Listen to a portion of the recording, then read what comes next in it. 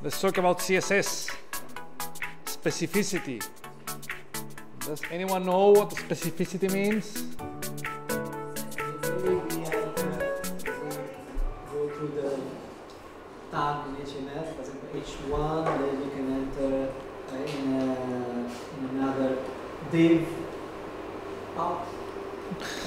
There are multiple ways to approach specificity because of a reason, an important percent of senior developers fail to answer that question, and this is completely unacceptable. Yeah.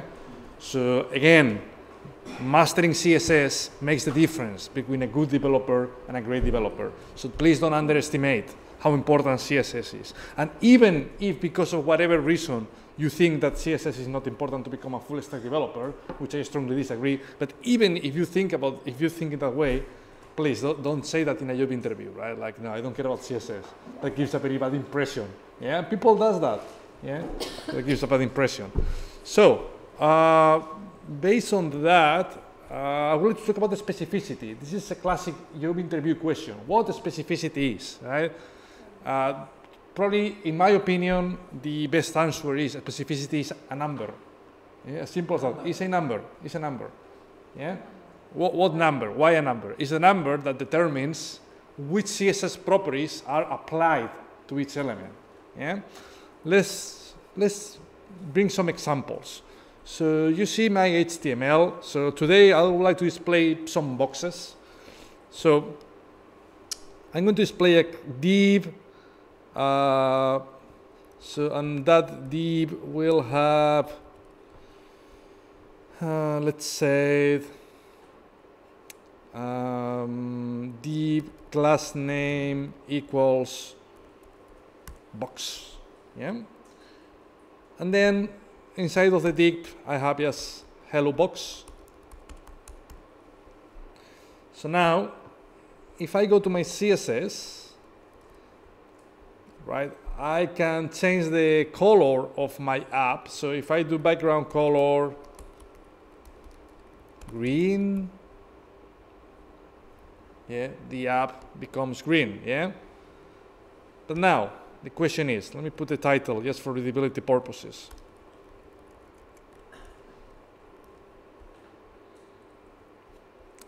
So what happened? Oh, thank you, debugger. I didn't add any breakpoint at all. Thank you for nothing.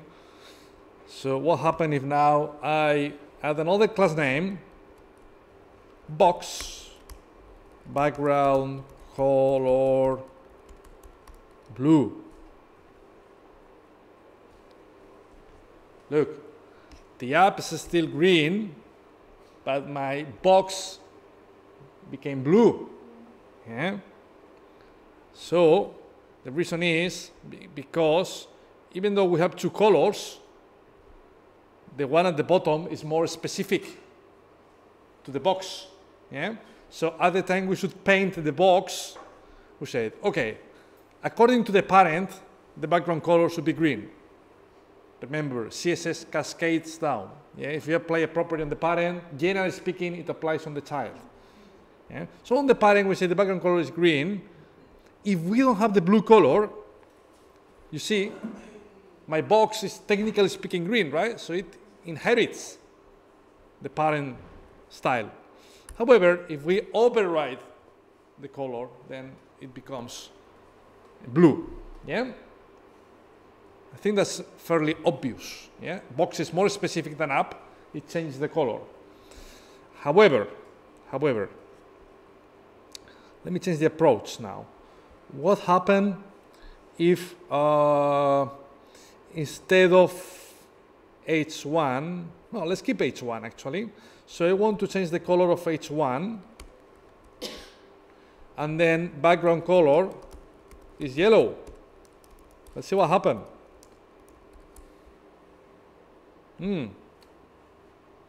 H1 is even more specific than box. And the way to prove that, if we have some padding, you'll see the blue, you see? So green is the app, blue is box, and yellow is the title. You can see the hierarchy. But now what happened? What happened if on the H1 we add a class name title. And then we go to the CSS. I'll hide the results. I don't want to spoil them. So if I go to the CSS and I type .title, background color purple, what will be the background color of my heading, of my text? Will it be yellow or purple? Purple. Okay, let's have a look. This is correct. It's purple. But now, what happened if I move title before H1? Will it be yellow or will it be purple? It's not that obvious, right? Now it's not that obvious.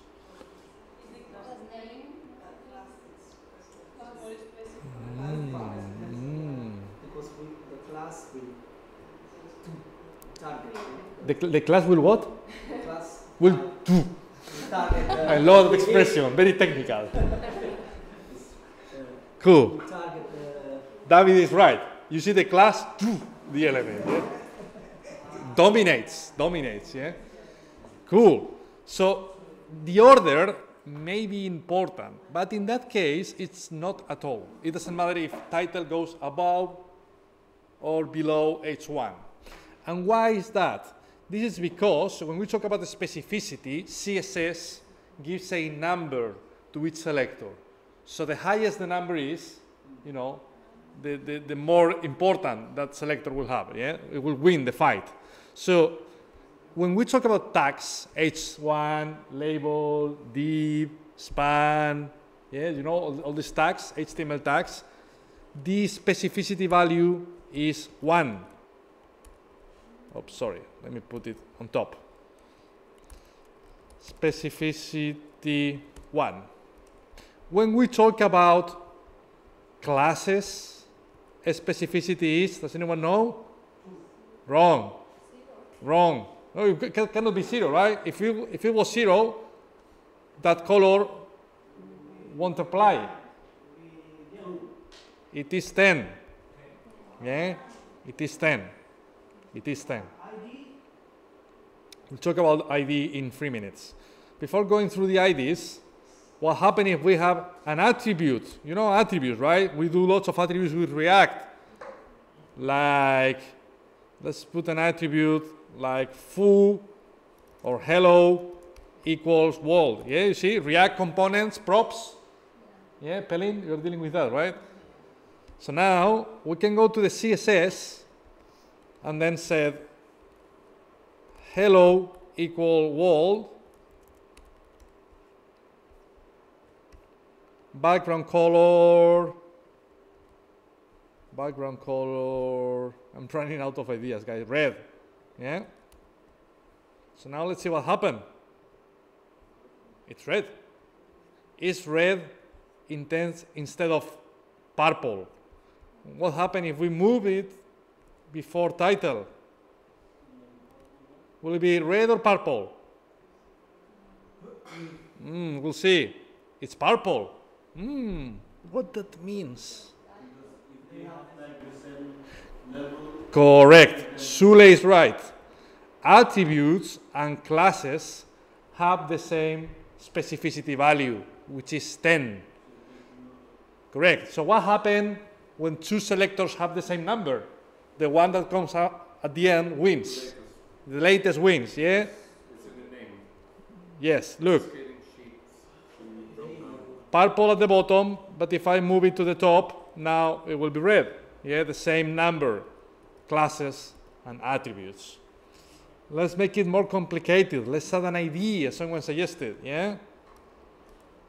ID. ID equals box, not box, my box, yeah?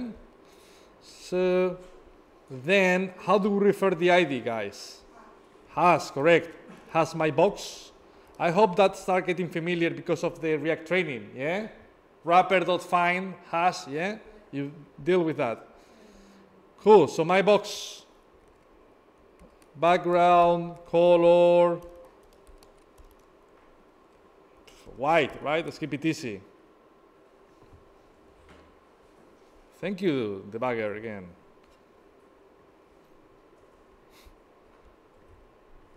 Right.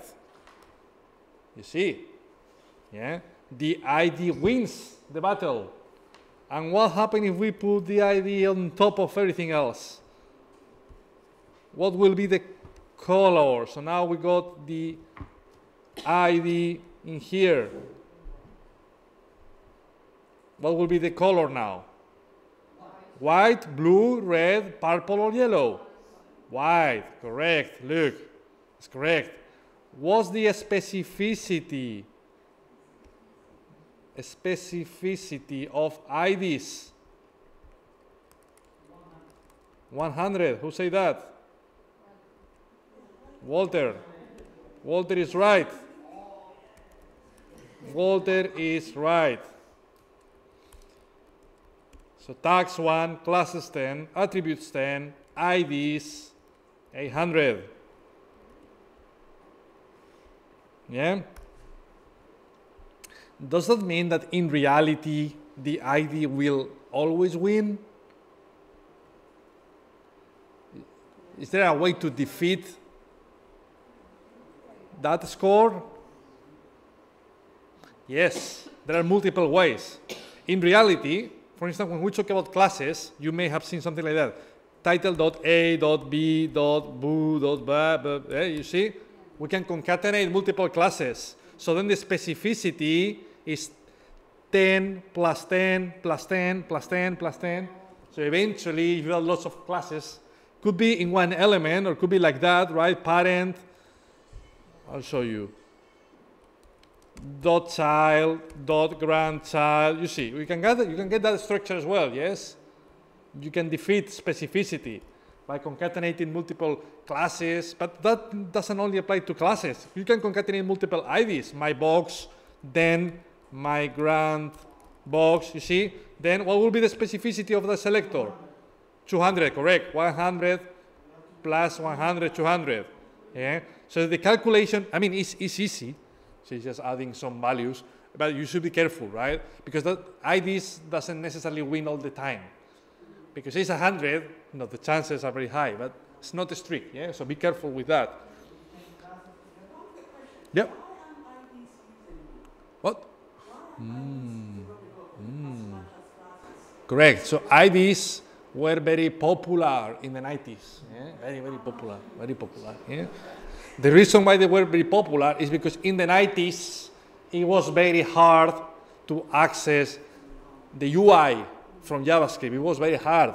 It was very hard. The typical way, there was one method in JavaScript that was get element by ID. Yeah? Using document.getElementById, which you may have heard about reading some legacy blogs. Yeah? Still, you can still use it today, of course, yeah? But it's a bit weird, unless you have a very good reason. So getElementById was looking for IDs, right? That's why it was good to have IDs, right? But IDs were controversial because IDs were supposed to be unique.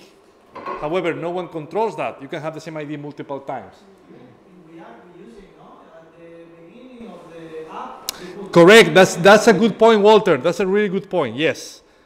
Yes. When we create a new React application, look, we don't do that. This is a black box for us, but if you pay attention, we're still doing that. So to initialize, to bootstrap React, document.getElementById, we're still looking for an ID, yeah? So that's a good point, Walter. Say it again? Like, I mean, again, no, don't get me wrong. That doesn't mean it's wrong. This is a good, I say, unless you have a good reason, this is a good reason, right? But the thing is, in the 90s, you were using that all the time. And today, if you want to access the DOM, there are different ways. With React, it's much easier, yes? If you want to hide an element with React, on the render method, you can do that easily. So fortunately, things have changed quite a bit.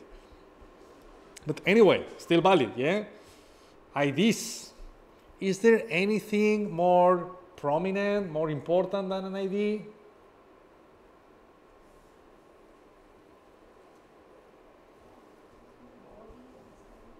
What?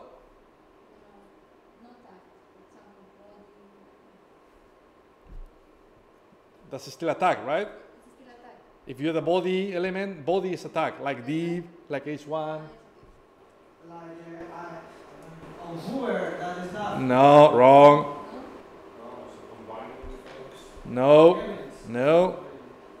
Has anyone seen that?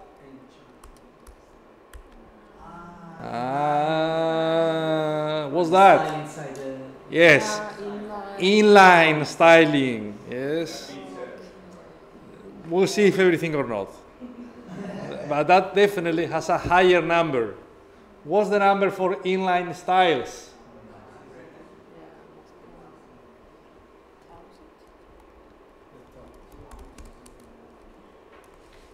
8,000. Yes. That means that in reality, if you nest 8,001 divs, it wins, right? The good thing is it wins. The bad thing is maybe you need to visit a doctor. But technically speaking, it's possible. Yeah? So, do you remember when we mentioned that this is JSX, which is very similar to HTML, but there are some subtle differences? Yeah? Do you remember, can you tell me which differences between HTML and JSX? Class name. Another one?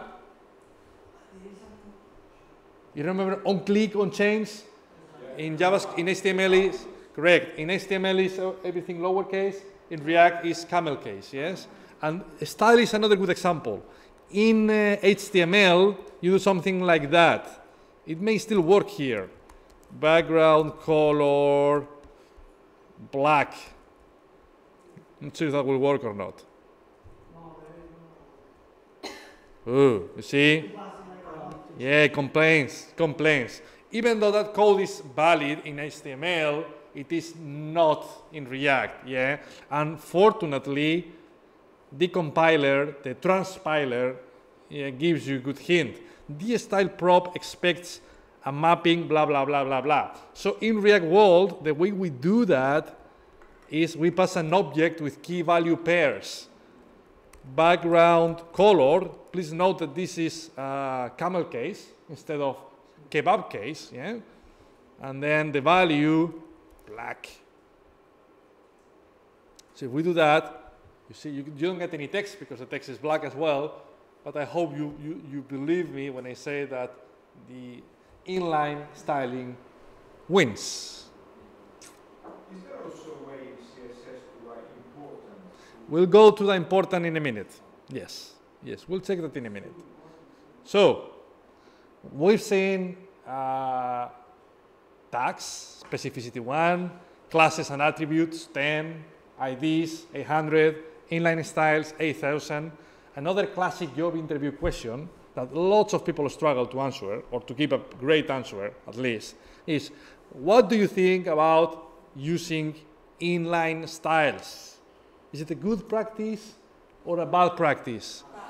Bad practice. Why? Because if somebody's manual your home, it's better you have that separation, you can see why something's happening. Yeah. It's actually line by line to find. Also for modular lives, code, I don't know, making modules of... Yes. It's a matter of separation of concerns, right? If you work with CSS, do it here. Because you can, as Walter suggested, you can reuse them. Yeah? If I want to have background color purple for titles, I can just define the class once, and then all my elements with class name title will inherit that.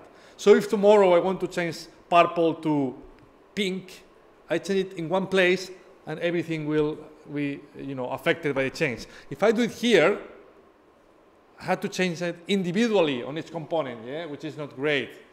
So that's the first part of the question. Generally speaking, inline styling is a bad practice. We should avoid it. But then the second part of the question is there any scenario where inline styling is still an acceptable approach? Yes. Where? For example, fonts. If there is no font, so you can type in inline. If the computer couldn't find the font, you can use this one or exception. But you can do that with CSS as well. You don't need the inline styling at all. So everything you put here could be on the CSS. Walter?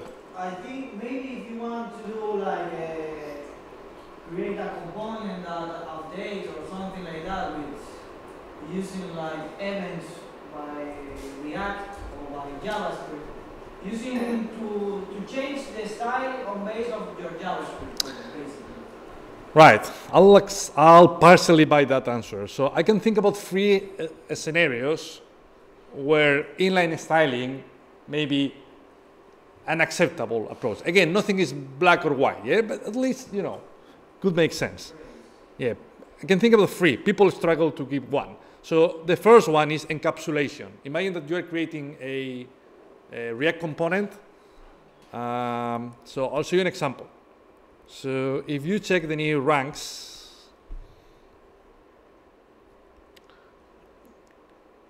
hopefully you will see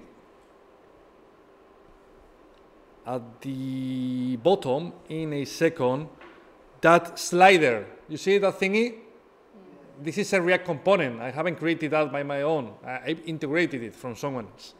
So if that person is telling you, you can use my component, you have to install my JavaScript, and then you have to import the CSS. Or the alternative is you can download my JavaScript and all the styles are already bundled, are inside of my component. It simplifies the process of integrating that library. I don't have to import two things. I don't have to import the JavaScript and the CSS. I import the JavaScript, and then it has all the styling. Yeah, it's easier to integrate.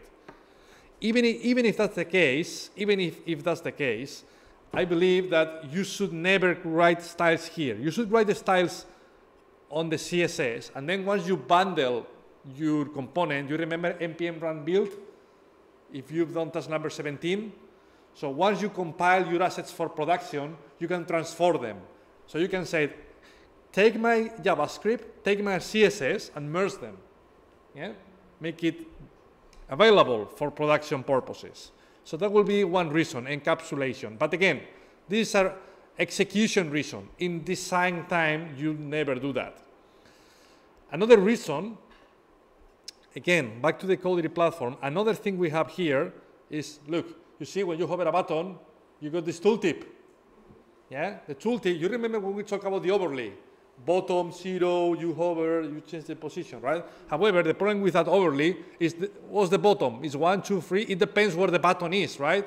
We need to dynamically calculate top, right, bottom position. You need JavaScript to do that, when you need dynamic styles. The third reason, which is not that obvious, is performance. If you check websites like amazon.co.uk, you will see lots of inline styles, yeah? If you check the source code, does that mean that they have, you know, stupid developers that they don't know how to do with CSS? Of course not, right? They have super smart developers. And they realize that if we move the CSS from the file to the JavaScript or to the HTML, the page takes maybe 3% less time to render. Yeah, that's for a company like Amazon, that means money and business. Yeah, but again, this is a compile time thingy. They don't write the styles here like that. They write that in the CSS, and once they deploy the apps, they merge, they combine all the assets to make it more performant. Yeah. There is a library also for that, no? Like I'm sure that, yeah. There are several libraries to help you on that, yeah? So they don't do that manually. They don't say, okay, background color, purple, then I copy, and then I paste it here. No, obviously they have tooling, yeah? Of course.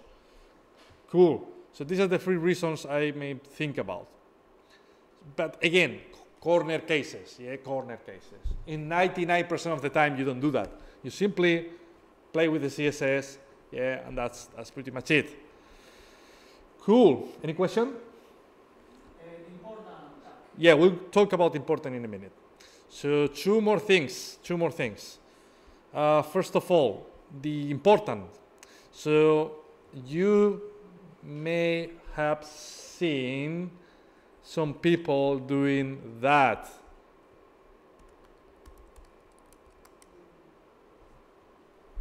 Oh, H1, which had a very low specificity, yeah, now is the king. Yeah, it defeats a selector with 1,000 points of specificity just by adding this evil / important suffix. Yeah. it's a little bit old practice with important. I think now very few people use that important. What do you think about it? There are some problem, I think. What do you think about using important? Is what? Lazy, yeah? But if you want to find something, you might want to use that to figure out the order or something. Maybe. But instead of doing it the proper way, this looks like a quick fix. It's a quick fix, it is true, right? What's the issue? Imagine that this H1 has been created by one developer. This 3 lines is in some file somewhere, hidden. Yeah? But we created that, also these 3 lines, and then we said, hey, wait a minute, I said that all the titles were purple. Why do I have now a yellow title? No, this is completely unacceptable. I don't know who did that, yeah, but I decided was the color, right? So then the guy puts important as well, and then he wins, yeah?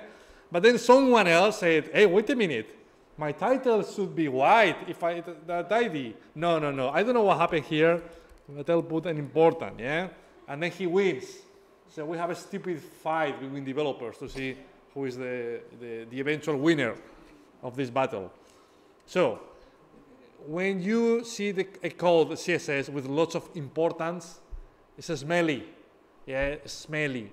That means developers have been unable to orchestrate their CSS. Yeah, a classic issue. I mean, this example is very stupid, right? But it's true that in production applications, you can end up with a conflict like that easily. One of the common reasons why you get that conflict is when we nest multiple selectors. Div, then label, then span, then .class, then ID, yeah? When you start mixing things, it's not that simple to calculate the specificity, right? If you have just one ID and one class, it's 100 versus 10, easy. But when you got that, it's not that, from a human point of view, it's not that simple to realize who is the winner, yeah? So because of that, even if you try to avoid the issue, it may happen. It may happen, to be honest, even if you look after your CSS a lot. In that respect, something I will strongly recommend you to do is to read an online book called SMACS. Yeah? Scalable and Modular Architecture for CSS. It's a very tiny book. They got an online free version. I got the printed version if anyone wants it. To me, this is one of the best books about CSS ever. And the reason is, not sure if I the first time, but it's probably one of the very first attempts to give you a pattern about how to organize your CSS in a scalable way. Through history, there have been many attempts to create scalable JavaScript, right? And that's why, you can deal with good developers, and they do really good JavaScript, well-structured, or good, yeah, and the application grow organically. But with CSS, it has been more challenging. It's never been like the hands-on part of coding, yeah? And because of that, in the long term, I've been working in amazing projects that they struggle to scale, not because of the JavaScript, but because of the CSS, yeah? So when your employer asks you, what do you do to make sure that your CSS scales? You can refer to that book. They will be amazed. They will be surprised. Yeah? I follow SMACS guidelines, which I'm not going to explain that. Yeah, that goes beyond the scope of the session and the bootcamp. But as a personal suggestion, the book is maybe 50 pages, right? You can read it in 1 day or 2 days. It's very short reading. They give you it's organized in 5 or 6 topics. He says that you may agree on all of them. You may not. So, I don't necessarily agree with everything, but there is one particular chapter where he talks about the way you should organize your CSS that I find particularly interesting. That's about the van, no? The van name of the class of the HL. Yeah, he gives you some advice. Yeah? So the only thing I'll tell you is, he said, never nest classes. Never do that. Div, class 1, class 2, never do that. Because that is very complicated to orchestrate. If you want to do that, just create a class, div, class 1, class 2. Keep your CSS row, yes, in one level. His proposal, right? Again, this is not like the Bible of CSS, but again, good advice, good suggestions. Cool. So, the last thing, because we are out of time, So we'll be talking about specificity from 1 to 8,000 plus important. Is there anything below that? Is there anything less specific than a tag?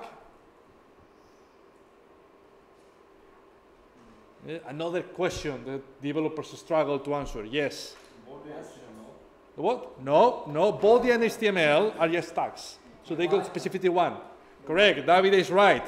In CSS, you can do that. Usually to reset.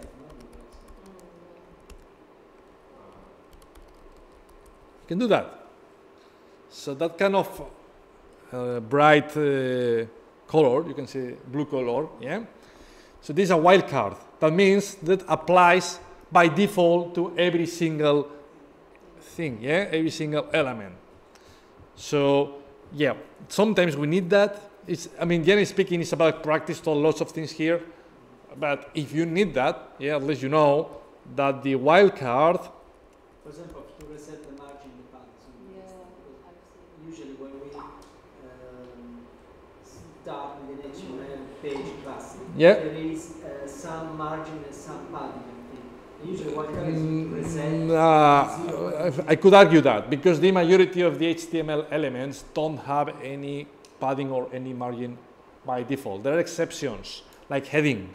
H1 has a padding and a margin, right? But then I will prefer to reset the margin on the H1, not on every single element, if 99% of my elements don't need that, yeah? So to me, that makes sense to do things like box sizing. You know box sizing? No? We'll talk about that in a future session. Yeah? We'll see what that implies. But anyway, just very, very specific things, yeah?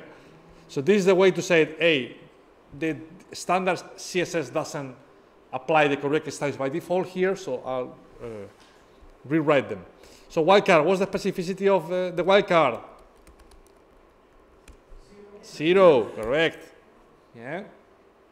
0 wildcard, 1 tags, 10 classes and attributes, 800 IDs, 8,000 inline styles, and then slash important, that is just defeating everything else, yeah?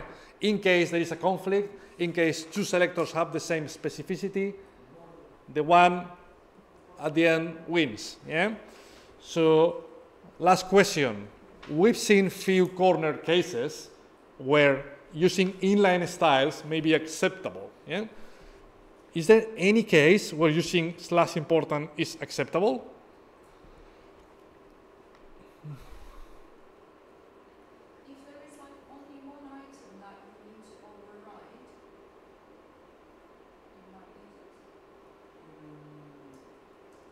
You are testing.